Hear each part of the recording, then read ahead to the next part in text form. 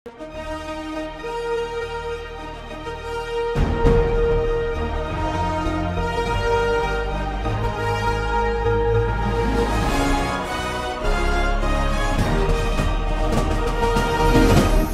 பார்த்து கொண்டிருப்பது உங்கள் ஜாஷ்வா டிவி. சகல ஜனங்களுக்கும் நற்செய்தி.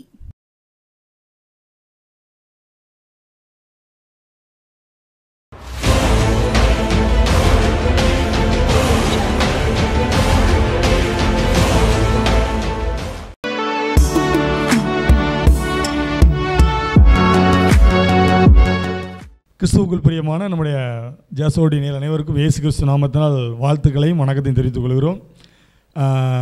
கர்த்தர் தாமே நம்மளோடு கூட பேசி கொண்டு வருகிறார், நம்மளை அவர் நடத்தி கொண்டு வருகிறார், நம்முடைய தேவைகளை சந்திக்கிறார்.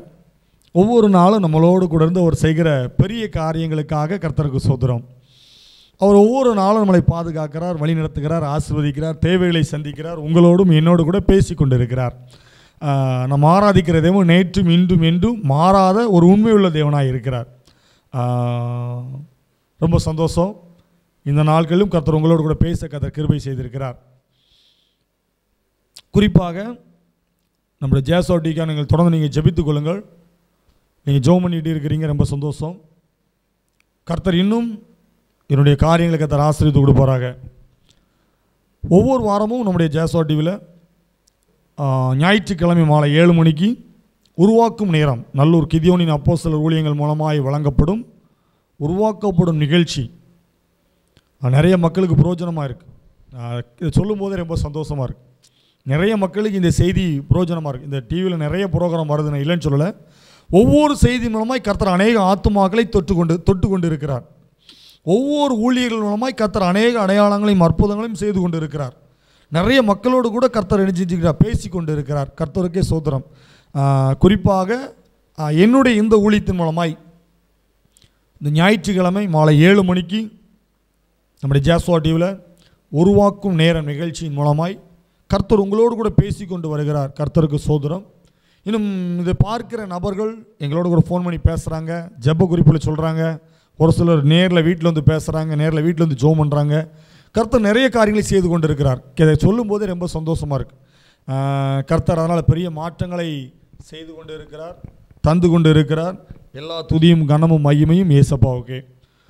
ஒவ்வொரு வாரமும் நல்லூரில் எங்களுடைய ஜெப வீட்டில் வச்சு மாதத்தின் 2வது சனிக்கிழமை, ஒவ்வொரு மாதமும் 2வது சனிக்கிழமை 10 மணி முதல் 1 மணி வரை உபவாச ஜெப கூட்டம் நடைபெற்று கொண்டு இருக்கிறது. அதனால் உங்களுக்கு தெரிஞ்சவங்களுக்கு சொல்லுங்கள், முடிஞ்சால் நீங்கள் நினைச்சீங்க வாங்க. கர்த்தர் உங்களை ஆசீர்வதிப்பார், ஆசீர்வதித்து கொண்டு இருக்கிறார், இன்னும் பெரிய காரியம் செய்வார். ஒவ்வொரு மாதத்தின் 2வது சனிக்கிழமை காலை 10 மணி முதல் 7 மணி வரை உபவாச கூட்டம் நடைபெறுகிறது. முடிஞ்சால் நீங்கள் வாங்க, சரியா? கர்த்தர் பெரிய காரியங்களை செய்து கொண்டு இருக்கிறார். நம்ம இந்த மாதத்தில் கர்த்தருக்கு பிரியமான காரியம் என்ன என்று சொல்லி சோதித்து பாருங்கள் அப்படிங்கிற தலைப்பில் நம்ம நினைச்சிட்டு இருக்கோம், செய்தியை கேட்டுக்கொண்டு இருக்கிறோம். கர்த்தருக்கு பிரியமானது இன்னதென்று சோதித்து பாருங்கள்.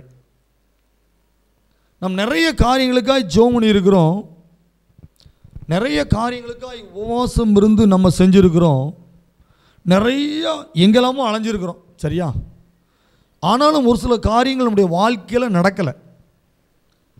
நடந்துரும் நினச்சோம் நடக்கலை, கிடைச்சிரும் நினச்சோம் கிடைக்கல. அப்போது என்ன ஆண்டவரே எனக்கு தெரியலை. நம்ம நிறைய காரியங்களை பார்த்துட்டோம், முடியலை. ஆனால் வசனம் சொல்லுது, எபேசியர் 5ஆம் அதிகாரம் 10ஆம் வசனம் சொல்லுது, கர்த்தருக்கு பிரியமானது என்னதென்று நீங்கள் சோதித்து பாருங்கள்.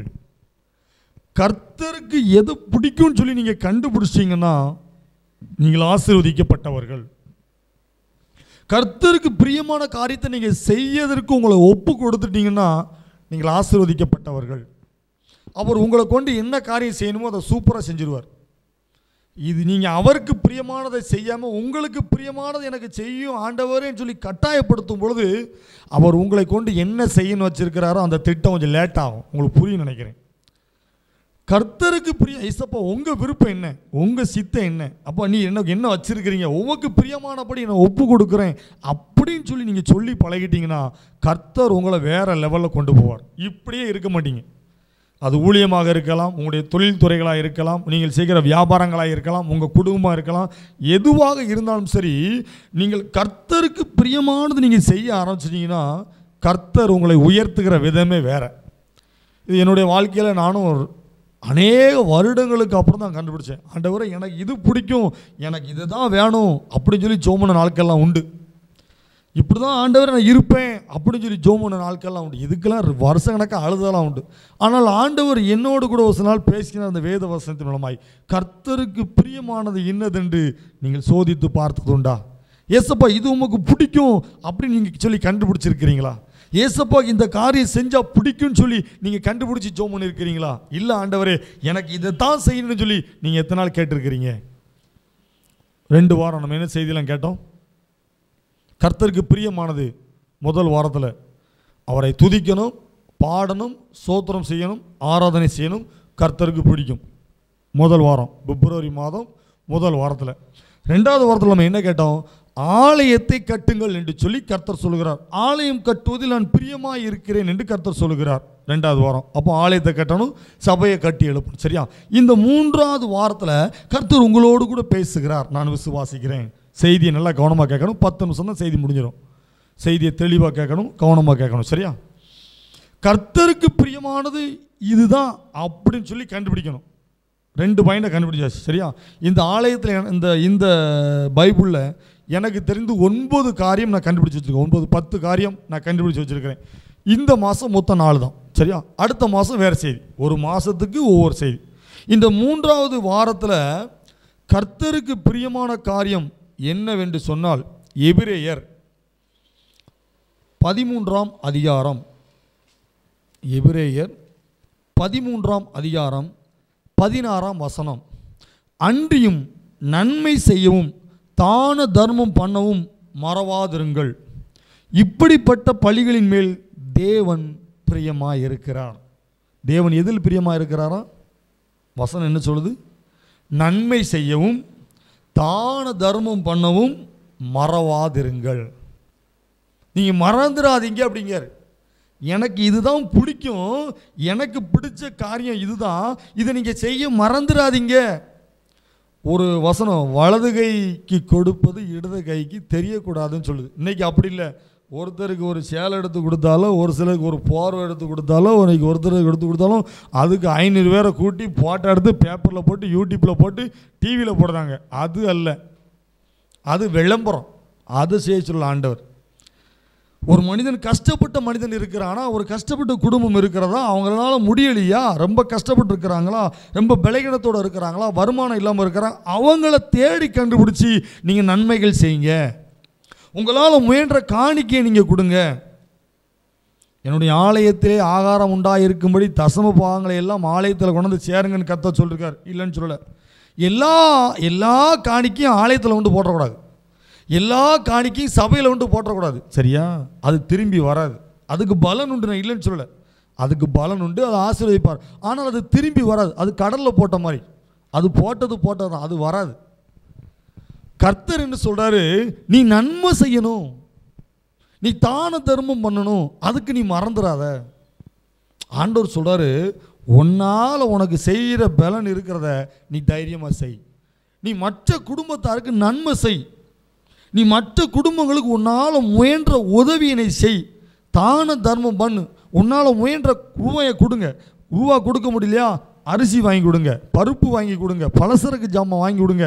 ஒரு பிள்ளைங்களை நீங்கள் படிக்க வைக்கணுமா, பிள்ளைங்களை படிக்க வைங்க, ட்ரெஸ் எடுத்து கொடுங்க. இப்படி கஷ்டப்பட்ட மனிதர்களுக்கு செய்ய மறந்துடாதீங்க. இது எனக்கு ரொம்ப பிடிக்கும். இன்றைக்கி நம்முடைய பணத்தை இன்றைக்கி எங்கெல்லாம் கொண்டு செலவழிக்கும்? நம்முடைய பணத்தை எத்தனை லட்சங்களை எங்கெல்லாம் செலவழிக்கும்? ஆனால் உங்கள் தெருவில், உங்கள் வீட்டு பக்கத்தில் நீங்கள் தேடி பாருங்கள், தெரியும். சாப்பிட கூட வழி இல்லாமல் நபர்கள் உங்கள் வீட்டுக்கு பக்கத்தில் இருக்கிறாங்க. தன்னுடைய பிள்ளைகளை படிக்க வைக்க கூட முடியாத அளவுக்கு பிள்ளைங்க உங்கள் வீட்டுக்கு பக்கத்தில் இருக்கிறாங்க. கரண்ட் பணம் கட்ட முடியல, பிள்ளைங்களுக்கு ஃபீஸ் கட்ட முடியல, பிள்ளைங்களுக்கு நல்ல நாளுக்கு ஒரு ட்ரெஸ் எடுக்க முடியல, இன்னும் இருக்கிறாங்க. உங்கள் வீட்டு பக்கத்தில் இருக்கிறாங்க. குடும்பத்தில் யாராவது ஒருத்தர் உழைக்க போகிற மனிதர்கள் படுத்துட்டாங்க, அவங்களால வேலைக்கு போக முடியல, பலகீனாகி போச்சு. அந்த குடும்பம் யார் நடத்துவோ தெரியல. ஒரு சில வீடுகளில் அவங்களுக்கே தெரியாமல் இழப்பு, மரணம் வந்துடுது. மரணம் ஒருத்தர் வந்துருதாரு, அந்த குடும்பம் அதுக்கப்புறம் அப்படியே கீழே விழுந்துருது. வழிநடத்த ஆள் இல்லை, கொடுக்க ஆள் இல்லை, தான தர்மங்கள் செய்ய ஆள் இல்லை, நன்மை செய்ய ஆள் இல்லை. இந்த உலகத்தில் இன்றைக்கி ஒரு குடும்பம் நல்லா வந்துட்டு அப்படின்னா அது நிறைய பேருக்கு என்ன செய்ய பிடிக்க மாட்டேங்க. இந்த குடும்பம் மேல்நிலைக்கு வந்துட்டேன், இந்த குடும்பம் இப்படி வீட்டை கட்டிட்டானே, இவன் இப்படி பைக் வாங்கிட்டானே, இவன் இப்படி கார் வாங்கிட்டானே, இவன் இப்படி சொல்லுகிற உலகத்தில் இருக்கிறோம். ஆனால் ஆண்டவர் என்ன சொல்கிறாரு, நீ நன்மை செய்ய மறந்துடாத, நீ தான தர்மங்கள் பண்ணுவதுக்கு நீ செஞ்சிடாத, நீ மறந்துடாத, இதில் தான் நான் பிரியமாக இருக்கிறேன்னு கர்த்தர் சொல்கிறார். செல்வராணி ஜவுளி கடை உங்களுக்கு தெரியும்னு நினைக்கிறேன். ஆலங்குளத்தில் இருக்குது, தென்காசியில் இருக்குது, அடுத்து திருநெல்வேலியில் ரெடி பண்ணிகிட்டு இருக்காங்க. செல்வராணி ஜவுளி கடையின் மூலமாக தென்காசிலையும் ஆலங்குளத்துலையும் பார்த்தீங்கன்னா காலையில் ஒரு 200 பேருக்கு, ஆலங்குளத்தில் தென்காசியில் ஒரு 200 பேருக்கு காலையில் மதியம் நைட்டுன்னு சொல்லி சாப்பாடு கொடுத்துட்ருக்காங்க. உங்களுக்கு தெரியுமா? உங்களுக்கு தான தர்மங்கள் பண்ணுதாங்க. அவங்க சாப்பாடு கொடுக்குறாங்க, இலவசமாக சாப்பாடு கொடுக்குறாங்க ஒவ்வொரு நாளும். நீங்கள் தெரியலன்னா தென்காசி பஸ் ஸ்டாண்ட்லேயும் ஆலங்குளத்து கடையிலையும் வெளியே உட்காந்துருக்க காலையில் பாருங்கள், நிறைய பேர் உட்காந்துருப்பாங்க கடை முன்னாடி. நான் பார்த்துருக்கேன், தென்காசி பஸ் ஸ்டாண்டில் சாப்பாடு கொடுக்குறத நான் பார்த்துருக்கேன். ஆண்டவர் என்ன சொல்கிறார், தான தர்மங்கள் பண்ணுங்க, நீங்கள் நன்மை செய்யுங்க. நீங்கள் போய் ஒரு காரியத்தை பேச ஆரம்பிச்சாச்சுன்னா வீடு 2 ஆயிடுது. நம்ம போய் ஒரு காரியத்தை பேச ஆரம்பித்தா 2 3 ஆக்கி குழப்பிட்டுல வந்துடுதோம். கர்த்தர் சொல்கிறார், அது எனக்கு பிடிக்காது. நீ நன்மை செய், உனக்கு என்ன நன்மை செய்வதற்கு பலன் இருக்கோ நன்மை செய்யுங்க. நீங்கள் தான தர்மங்கள் பண்ணுங்க, அதுதான் எனக்கு பிடிக்கும். ஆண்டவரே உமக்காண்டி அதை செஞ்சேன் இதை செஞ்சேன், ரைட்டு, ஓகே, நன்மையாக செஞ்சியா? பேருக்காக புகழ்ச்சிக்காக நீங்கள் செய்கிறீங்களா? கர்த்தருக்கு பிரியம் கிடையாதுங்க.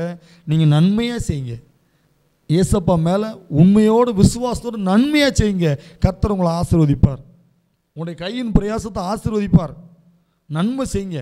ஒரு இடத்துல சொல்கிறாங்களா இந்த காரியம் தேவைப்படுது இந்த சொல்கிறாங்களா, நீங்கள் கொடுங்க, நீங்கள் கொடுங்க, உற்சாகமாக கொடுங்க.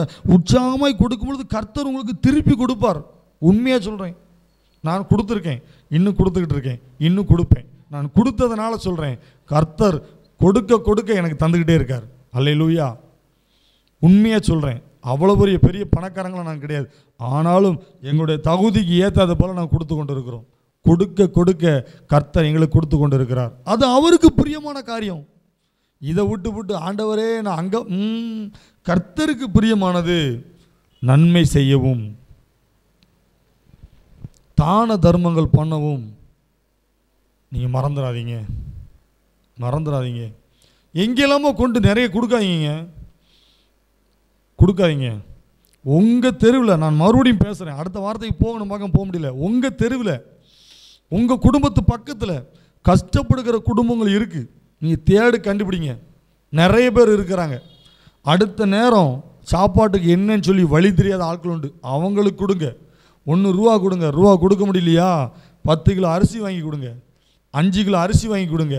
ஒரு வாரத்துக்கு 500 ரூபா தான் மொத்தம், 2 வாரத்துக்கு காய்கறி வச்சுக்கலாம்.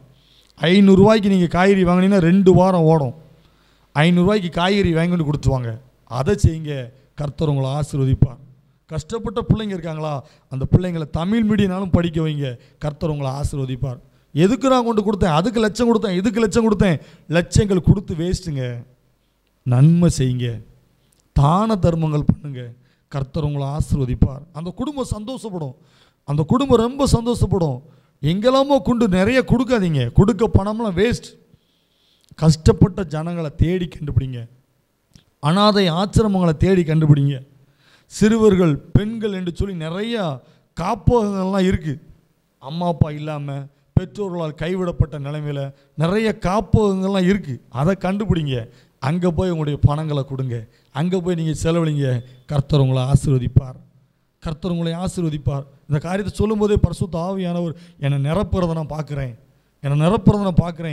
எங்கேயோ கொண்டு லட்சக்கணக்காக போடாதீங்க, அந்த லட்சக்கணக்கான ரூபாங்கள்லாம் வேஸ்ட்டாக போயிடும்.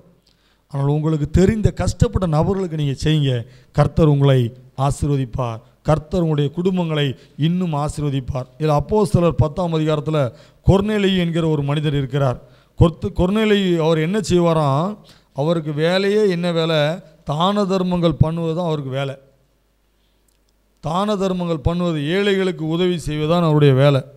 அவர் அப்போஸ்தலர் 10ஆம் அதிகாரம் 2ஆம் வசனம் சொல்லுது, அவன் தேவ பக்தி உள்ளவனும் தன் வீட்டார் அனைவரோடும் தேவனுக்கு பயந்தவனுமாய் இருந்து ஜனங்களுக்கு மிகுந்த தர்மங்களை செய்து எப்பொழுதும் தேவனை நோக்கி ஜெபம் பண்ணி கொண்டிருப்பான். கொர்நேலி நினைச்சுவானா, ஜனங்களுக்கு மிகுந்த தர்மங்களை செய்து, தான தர்மங்களை செய்கிற ஒரு மனிதர், தன் குடும்பமாக இணைந்து தான தர்மங்களை செய்கிற ஒரு மனிதன்.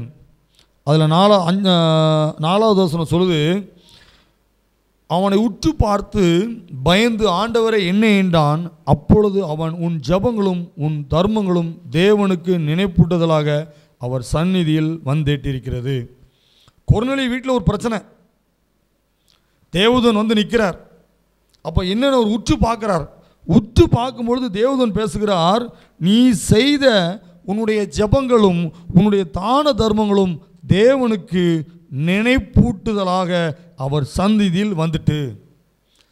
ஆண்டவருக்கு நினைப்பு வந்துட்டான், அவர் சந்நிதியில் போய் வந்துட்டான். எப்பா, கொர்நேலி ஒரு மனுஷன் இருந்தான், அவன் தேவனுக்கு பயந்த ஒரு மனுஷன், அவன் அநேக ஜனங்களுக்கு தான தர்மங்கள் செய்தான் அப்படின்னு சொல்லி தேவனுக்கு, ஏசப்பாவுக்கு நினைப்பு வந்துச்சான். அதன் மூலமாய் கர்த்தர் அந்த வீட்டில் ஒரு அற்புதம் செய்கிறார்.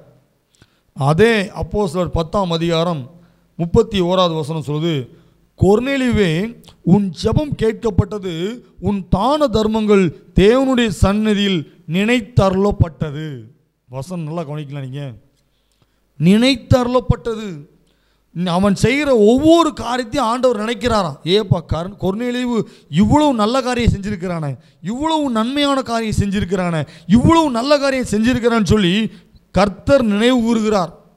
இன்றைக்கி நீங்கள் செய்கிற காரியத்தை கர்த்தர் நினைவு கூறுகிறாரா? என் பேர் இந்த கல்வெட்டில் வரணும், என் பேர் இதில் வரணும், அதுக்காண்டி நீங்கள் ரூபா கொடுக்கீங்களா?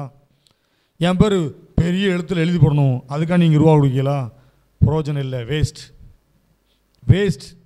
கல்வெட்டில் உங்கள் பேர் வரணும்னு சொல்லி நீங்கள் காணிக்க கொடுத்தீங்கன்னா அது வேஸ்ட். இந்த பெரிய எழுத்தில் எழுதி போடணும், உங்கள் பேர் எழுதி போடணும், உங்கள் குடும்பம் எழுதி போடணும், நீங்கள் யாருன்னு சொல்லி எழுதி போடணும்னு நீங்கள் காணிக்க கொடுத்தீங்கன்னா அது வேஸ்ட். அது விளம்பரம், அது விளம்பரத்துக்கு கொடுக்கீங்க. கர்த்தர் உங்களை ஆசீர்வதிக்க மாட்டார். நான் உண்மையாக சொல்கிறேன். ஒரு பெரிய ஆலயத்தை கட்டியாச்சுன்னா கர்த்தர் உங்களை ஆசீர்வதிப்பார் இல்லை. ஒரு பெரிய காரியத்தை நீங்கள் உங்கள் குடும்பமாக செஞ்சு இல்லை. நீங்கள் செய்கிறது வெளியே தெரியக்கூடாது. நீங்கள் கொடுக்கறது கர்த்தருக்கு மாத்திரம்தான் தெரியணும்.